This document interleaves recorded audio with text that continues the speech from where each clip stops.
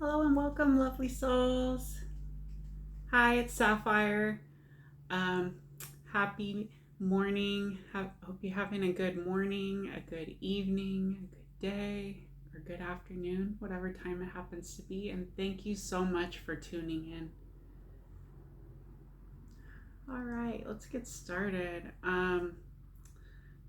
Well, before I get started, this is about getting serious about self care. And if that's something that resonates with you, and if you take a look around at the other content on my channel as well, if that's something that resonates with you and you love it, be sure to give a like, comment, subscribe, maybe even donate. Thank you. All right, let's get started. So, wow. In these chaotic and uncertain times, it is so important now more than ever that we get serious about self care for two reasons in particular.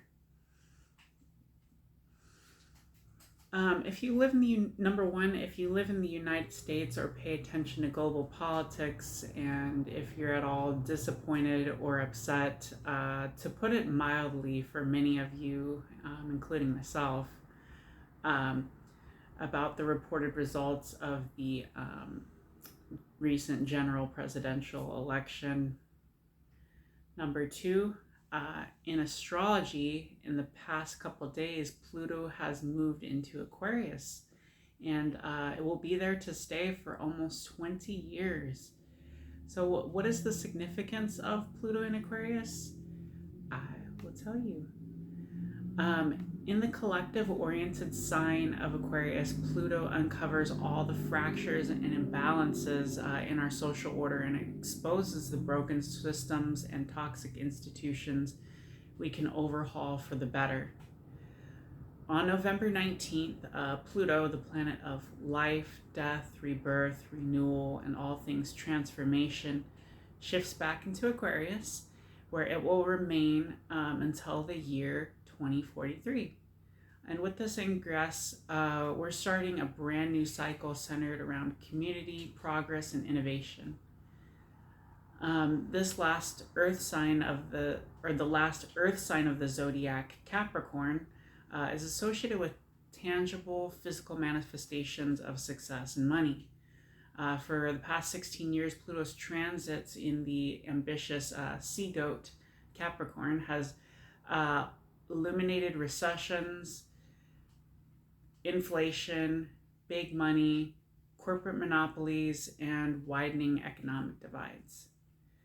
As the middle class contracted, late stage capitalism expanded its strange and alluring grip, and the American dream has surely gone Gotham. With the past election, it's safe to say that we've certainly reached a boiling point.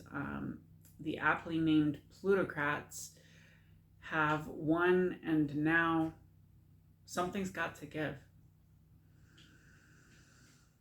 Pluto, named after the mythic Greek ruler of the underworld, governs the unseen, the buried, the veiled. Symbolizing all that lies beneath the surface, Pluto is where secret plots, ulterior motives, and deeply rooted power structures reside. Pluto embodies the enormous pressure that builds beneath the ground, waiting to burst forth and reshape everything in its wake. It's the celestial agent of transformation, pushing us to confront hard truths and challenging us to understand what's really going on. The outer planets, those on the far side of the asteroid belt, Jupiter and beyond, inform large-scale, big-picture collective experiences. The zeitgeist, the government, the epochs. The further out the planet, the wider its sphere of influence. So when it comes to Pluto, its movement quite literally defines the foundation of our reality. Pluto is big business. Pluto is economic structures. Pluto is world empires. And Pluto is how we burn it all down and start anew. After almost 2 decades of Pluto and Capricorn's top-down influence, Pluto in Aquarius yields a completely different energy. Aquarius, the last air sign in the zodiac, is connected to ideas, connection, and our shared experiences. As the zodiac's final air sign, Aquarius is all about the people, collective power, shared resources, and visions. Ruled by Uranus, Aquarius's energy is restless, rebellious, and always pushing forward into uncharted territory. Aquarius reminds us that accessing the collective good isn't just aspirational, it's attainable. Should we choose to center this type of progress-driven, egalitarian mindset? The Aquarian wave values innovation over tradition and insists on building communities that work for everyone, not just the 1%. Because Pluto has such a long orbit, 248 years, which also happens to be exactly as old as the United States of America currently, just saying, we haven't experienced Pluto's complete journey through Aquarius since the 1700s. Way back then was in fact a time of revolutions in politics and in technology, such as the American Revolutionary War, the French Revolution, and the Industrial Revolution. But from now through 2043, the focus shifts toward dismantling outdated hierarchies, making way for a society that thrives on inclusivity, collaboration, and forward-thinking solutions. It's a powerful push toward a future in which collective dreams take precedence over individual gains, challenging us to rewrite the rules and rally together for a better, brighter tomorrow. Pluto in Aquarius also signals a massive humanitarian revolution, activism like we haven't seen before in our lifetime. So we can expect an era of massive cultural change. Pluto in Aquarius has the potential to generate new government structures, groundbreaking technology in medicine, and social innovation that changes the course of history. But will this lead to an egalitarian utopia or an AI takeover? Only time and our collective will, action, and determination will tell. But hey, what have we got to lose?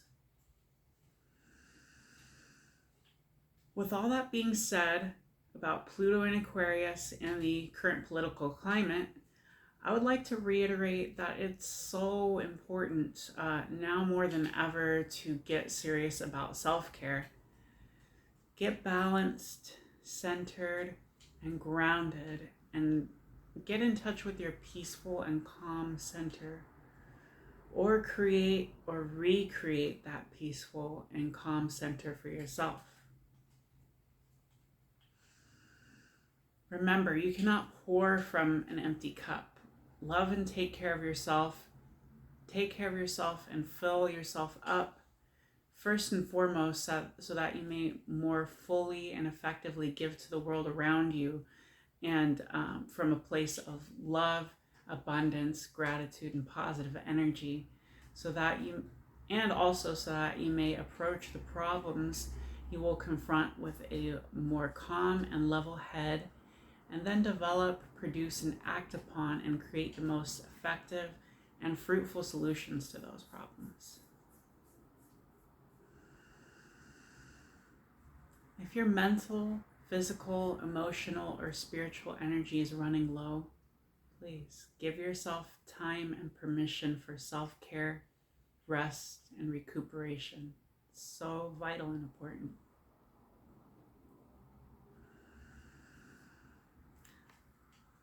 So I'm going to go through 12 general tips, guidelines that you can use to get serious about self-care in this time of, just chaotic change that's going on.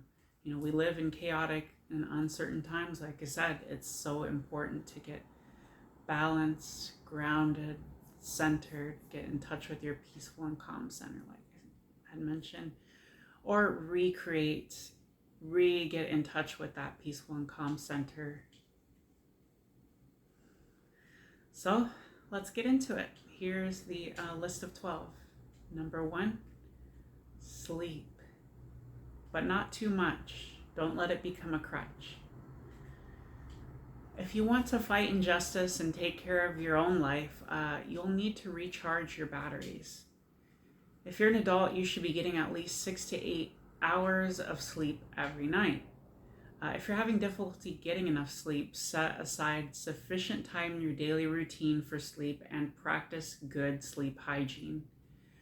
Don't eat or drink within 1 or 2 hours of going to bed. Don't watch TV or use your phone or technological devices that keep your mind active and bombard your eyes with blue light within an hour or 2 of going to bed.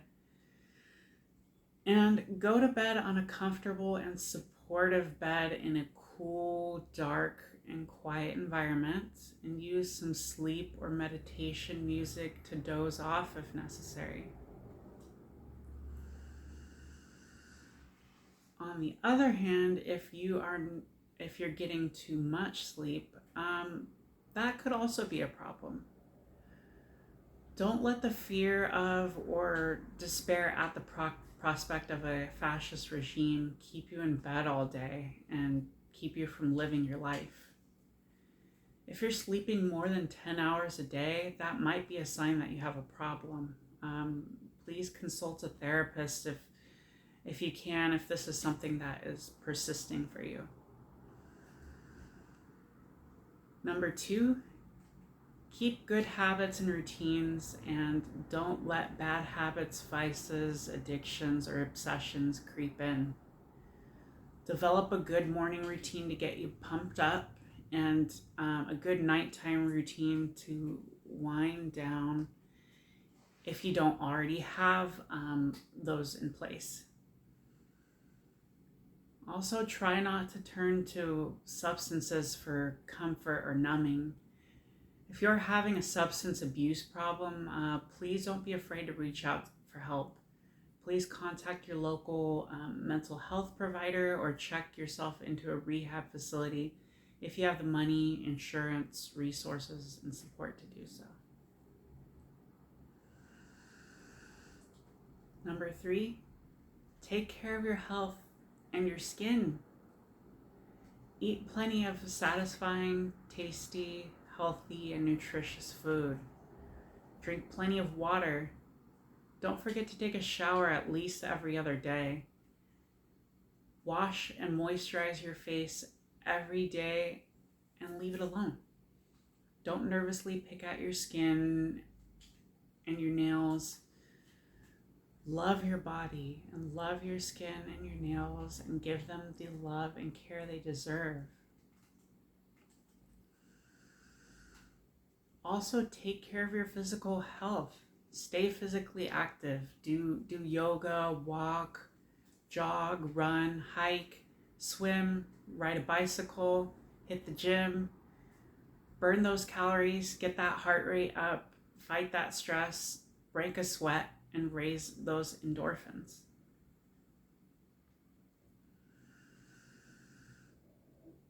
Number 4, continue to take care of your work, job, chores, responsibility, and whatever else needs your attention.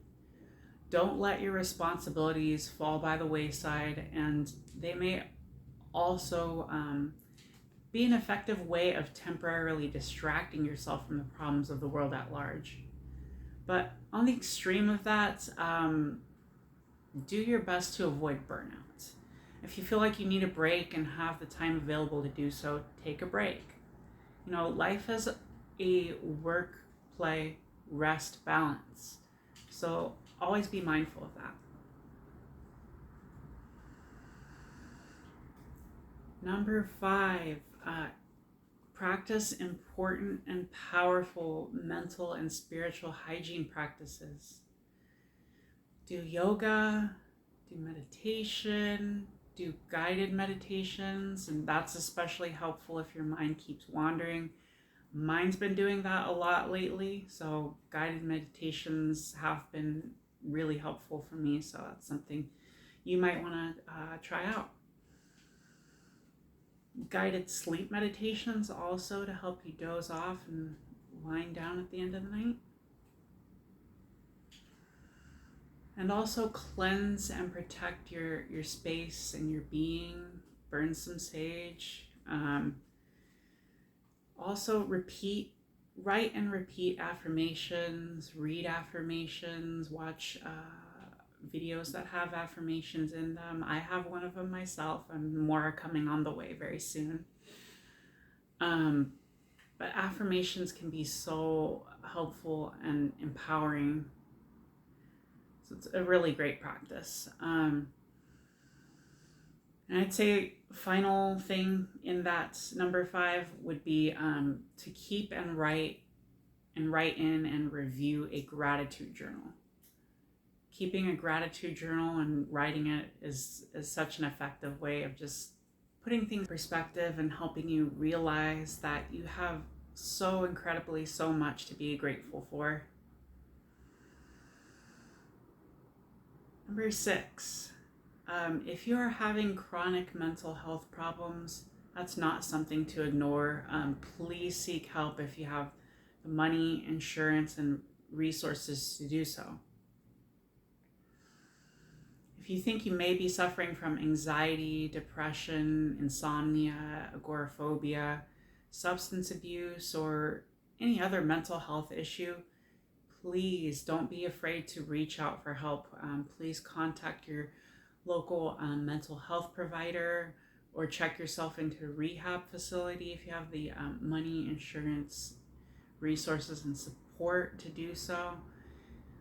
If nothing else, please reach out to your friends, family, loved ones, community, or support network for help, love, company, and support. It's what we're here for. If you're having thoughts of unaliving yourself, I will include resources in the description. Please reach out and utilize them. Your life is too precious and special.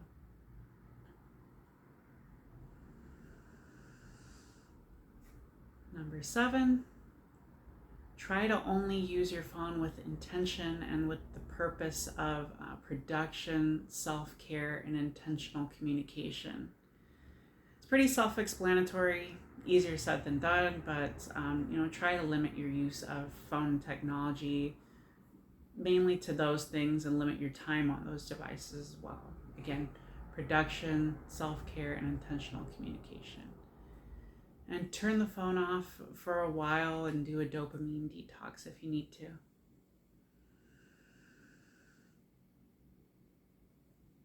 Number 8, stay away from the news and stay off social media as much as possible. If you must stay informed, please spend no more than half an hour to an hour a day or a couple hours a week consuming news from trusted and credible sources. And the same goes for social media. Depending on your feed and your friends or who you're following, your feed may be chock full of political content and toxic arguments. Like with the news, please spend no more than half an hour to an hour a day or maybe a couple hours a week on social media applications or websites, or take a break from it altogether for several days in a row if you need to. Number 9, cut out toxic people from your life and cut out that which no longer serves you. Please see my other recent video of letting go what no longer serves you for more on this. That is a pretty helpful deep dive on just number 9's topic. Number 10, seek peace, quiet, and solitude if you need to, but also don't isolate. that's also unhealthy and bad for your mental health.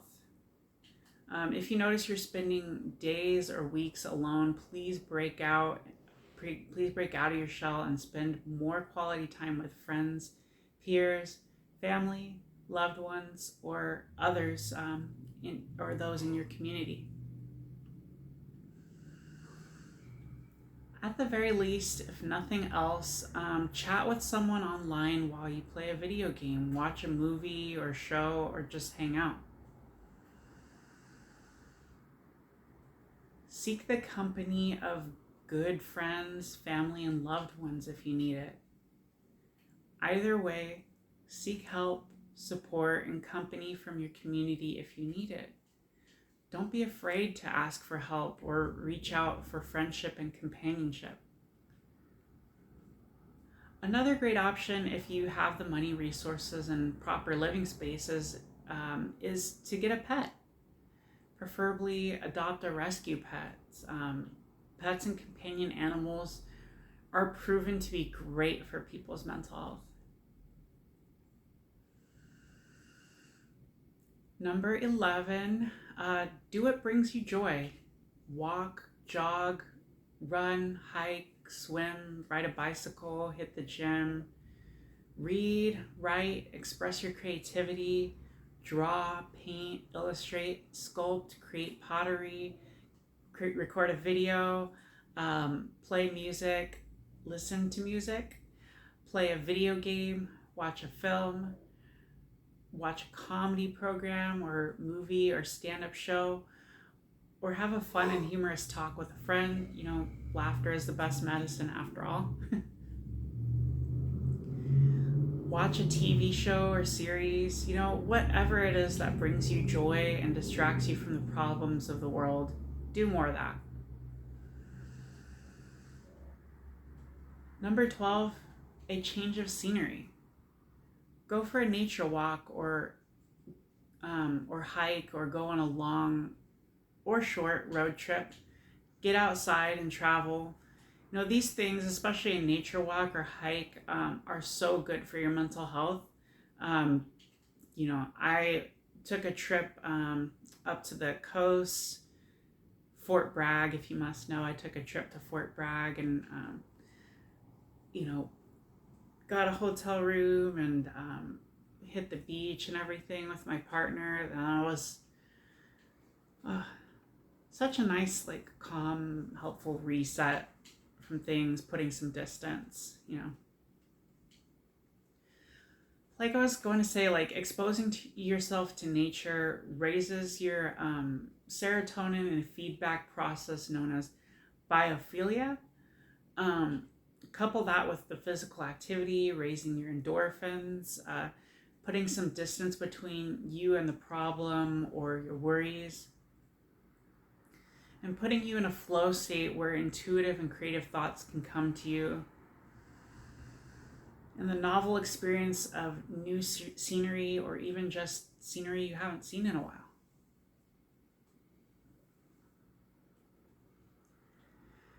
And with that, I'd just like to bid you all an adieu, and I hope you got something out of it. I hope you enjoyed this content. Please remember to take care of yourself.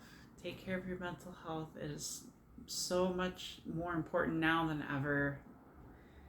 You know, get serious about your self-care and your good habits and routines. All right, wishing you so much love, peace, light. Namaste. Have a good day or good evening. Take care, everyone.